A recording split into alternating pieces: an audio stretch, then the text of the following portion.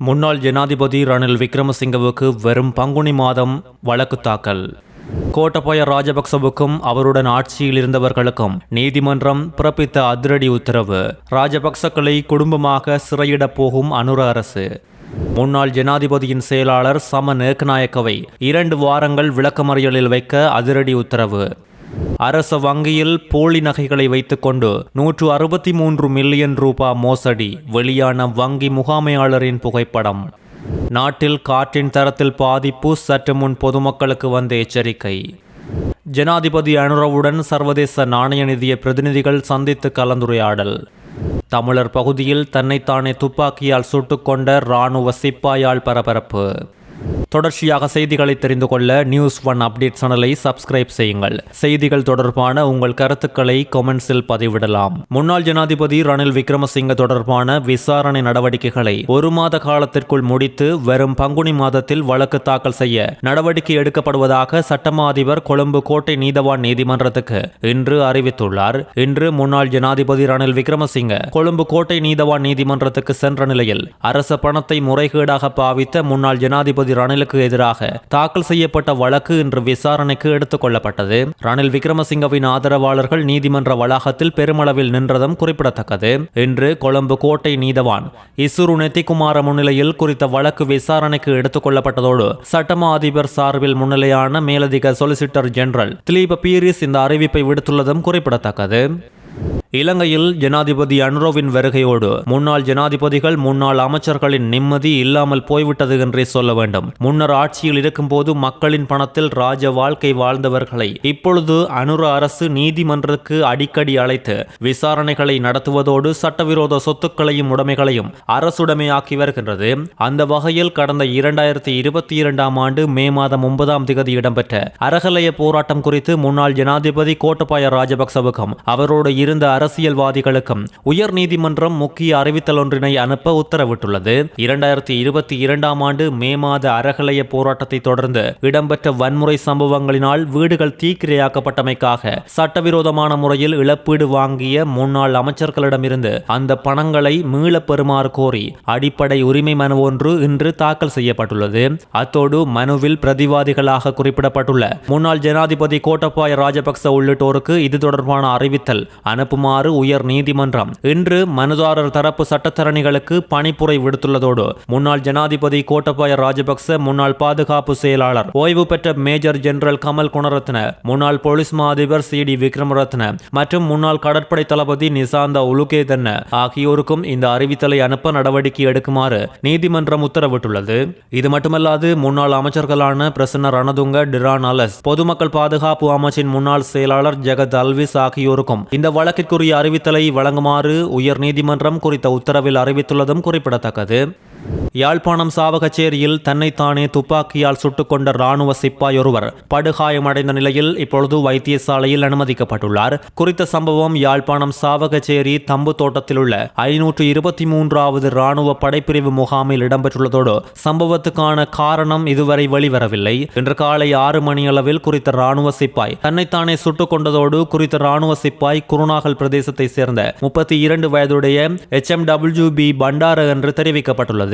அவரின் வயிற்று பகுதியில் படுகாயமடைந்த நிலையில் இராணுவ சிப்பாய் சாவகச்சேரி ஆதார வைத்தியசாலையில் அனுமதிக்கப்பட்டு மேலதிக சிகிச்சைக்காக யாழ் போதனா வைத்தியசாலைக்கு மாற்றப்பட்டுள்ளதும் குறிப்பிடத்தக்கது.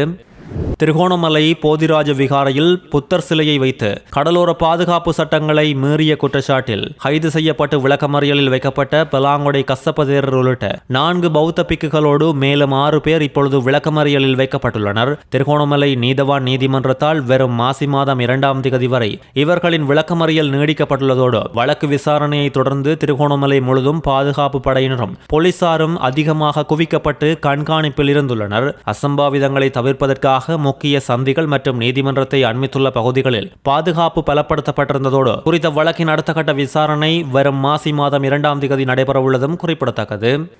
கொழும்பில் பெயர் குறிப்பிடப்படாத அரச வங்கியின் போலி நகைகளை அடகு வைத்து 163 மில்லியன் ரூபாவுக்கும் அதிகமான பணத்தை மோசடி செய்த அதே வங்கியின் முகாமையாளர் சற்று முன் கைது செய்யப்பட்டுள்ளார். சந்தேக நபரான இந்திக நிசாந்த எனும் முகாமையாளரை அடுத்த மாதம் 9ஆம் தேதி வரை விளக்கமறியலில் வைக்க கொழும்பு நீதிமன்றம் உத்தரவிட்டுள்ளதோடு இவர் கடந்த 2 ஆண்டுகளில் திட்டமிட்டு சுமார் 26 முறை இவ்வாறான மோசடியில் ஈடுபட்டுள்ளதை குற்றப்புலனாய்வு திணைக்களம் உறுதிப்படுத்தியுள்ளது.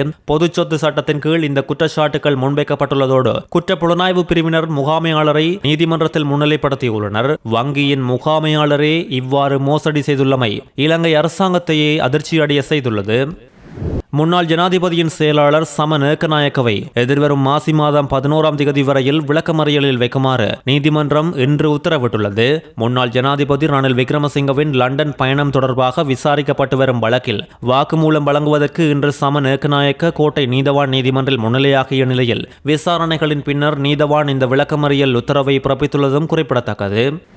இலங்கையின் முக்கிய நகரங்களில் கடந்த 24 மணி நேரத்தில் காற்றின் தரம் மிதமான மட்டத்தில் காணப்பட்டதாக தேசிய கட்டட ஆராய்ச்சி நிறுவனம் அறிவித்துள்ளது. ஆனாலும் சில பகுதிகளில் எதிர்வரும் நாட்களில் காற்றின் தரம் மிகவும் மோசமடையக்கூடும் என அந்த நிறுவனம் கணித்துள்ளது. இன்று வெளியிடப்பட்ட சுற்றுப்புற காற்றின் தர அறிவிப்பின்படி பெரும்பாலான நகர்ப்புறங்களில் நுண்துகள்களின் அளவு மிதமான மட்டத்தில் உள்ளது என்றும் குறிப்பிடப்பட்டுள்ளது.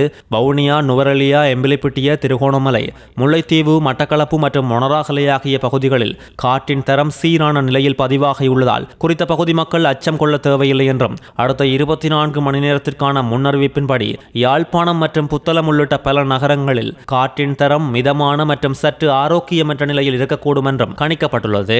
எல்லை தாண்டிய காற்று மாசு காரணமாக வடக்கு பகுதியில் இருந்து வீசும் மாசடைந்த காற்றினால் அடுத்த 2 முதல் 3 நாட்களுக்கு நாடு முழுவதும் காற்றின் தரம் சற்று ஆரோக்கியமற்ற நிலைக்கு தள்ளப்படலாம் என்று தேசிய கட்டட ஆராய்ச்சி நிறுவனம் எச்சரித்துள்ளதால் மக்கள் முகக்கவசங்களை அணிவது சிறப்பு. மேலும் சுவாச பாதிப்பு இருப்பவர்கள் மூச்சு விடுவதில் சிரமம் இருந்தால் மருத்துவ ஆலோசனையை பெறுமாறு கேட்டுக் கொள்ளப்பட்டுள்ளனர். டித்வா சூறாவளியினால் ஏற்பட்ட சேதங்களை மதிப்பிடுவதற்காக இலங்கைக்கு வருகை தந்துள்ள சர்வதேச நாணய நிதியத்தின் பிரதிநிதிகள் குழுவுக்கும் ஜனாதிபதி அன்ரகுமார் திசாநாயக்கவுக்கும் இடையிலான சந்திப்பு இன்று முற்பகல் ஜனாதிபதி அலுவலகத்தில் நடைபெற்றுள்ளது.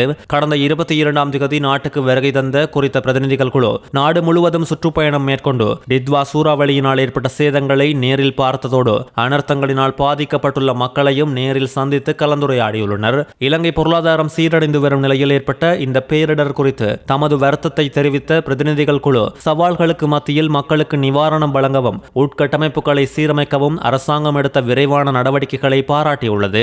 அத்துடன் அனர்த்தத்தின் போது அரசாங்கம் செயற்பட்ட விதம் தம்முடன் கதைத்த பெரும்பாலான மக்களால் பாராட்டப்பட்டதாக இங்கு பிரதிநிதிகள் குழு அனுரவிடம் சுட்டிக்காட்டியுள்ளதோடு இது அரசாங்கத்தின் முக்கியமான வெற்றியாகும் எனவும் பிரதிநிதிகள் குழு அனுரவிடம் தெரிவித்துள்ளது.